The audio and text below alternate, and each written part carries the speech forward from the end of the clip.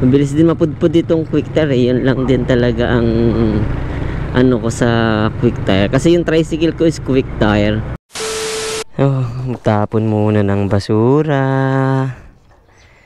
Bago ulit natin mapaandar itong Honda Click mga paps. Isang linggo tayo nag-tricycle eh. Ayan.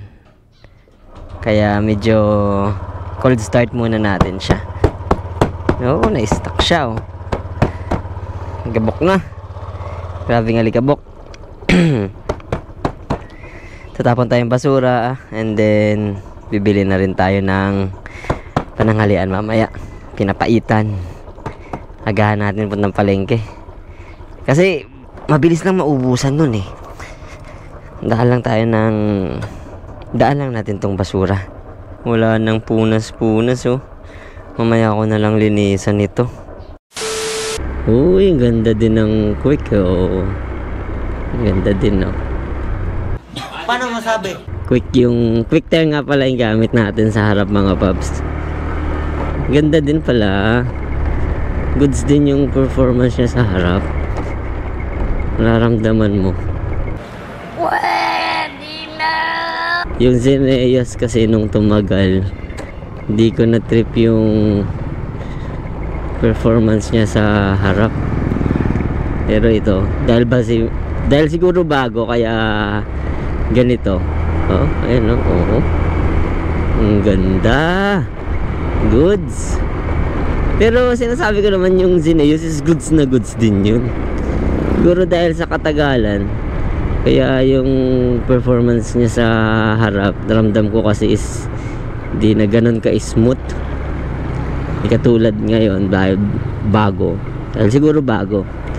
And then siguro mabilis din mapudpud itong quick tire eh. Yun lang din talaga ang ano ko sa quick tire. Kasi yung tricycle ko is quick tire. Kaya mabilis siyang mapudpud. Nasabi ko mabilis mapudpud kasi ang bilis ng pudpud nung gulong ko sa tricycle.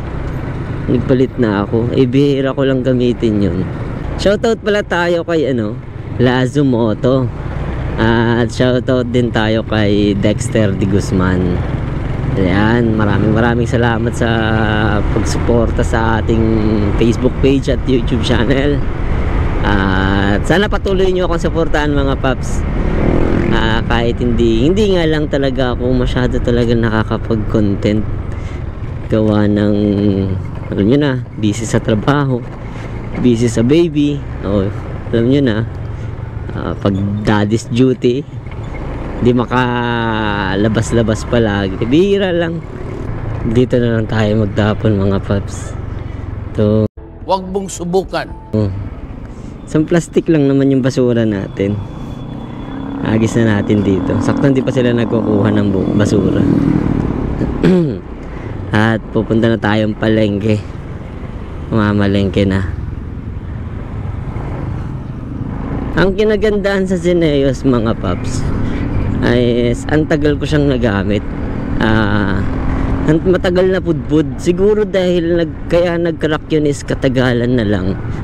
Nag-crack na siya bawat gilid talaga. Yung bawat pattern niya, yung guhit, dun may crack. Tapos ang lalalim talaga yung iba. Kaya hindi na kayang i-remedyo yun. Papalitan na talaga. More than 2 years ko naman na siyang nagamit. Pero yung likod is chinek ko naman is walang crack. Goods yung likod niya. Which is nauna ako nagpalit ng likod. Siguro mga isang buwan or almost 1 month. Saka ako nagpalit ng gulong ko sa harap. Pero nauna nag-crack yung harap. Kaya nagtataka ako. Malamang mas naunang ginawa yung gulong sa harap kaysa sa likod. Hindi ko na kasi na-check yung factory date niya. Ang chinek kong factory date kasi yung nasa likod yung sa harap di ko na-check. Kasi isa lang naman yung shop na pinagbilhan ko nun Ito sa mga paps, ito sa likod. Papalitan ko na rin to ngayong December. Pag bakasyon, papalitan na natin yan.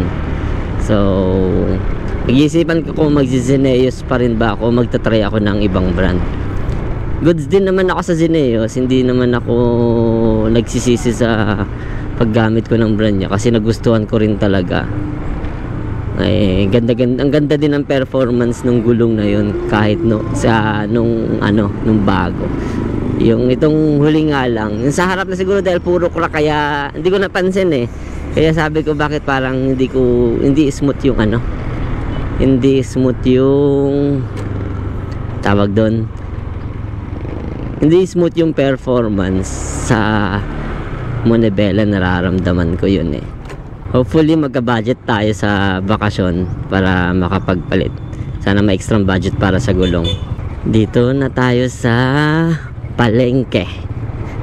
Ito, sa may tabi ng Lipay National High School. Palengke ng Santa Cruz ito mga paps. Hindi nga lang talaga ganun kagandang daan. Lalo pag tag-ulan ang putik nito. Mamalingkit tayong pinapaitan dahil linggo. Dito lang tayo mag-park.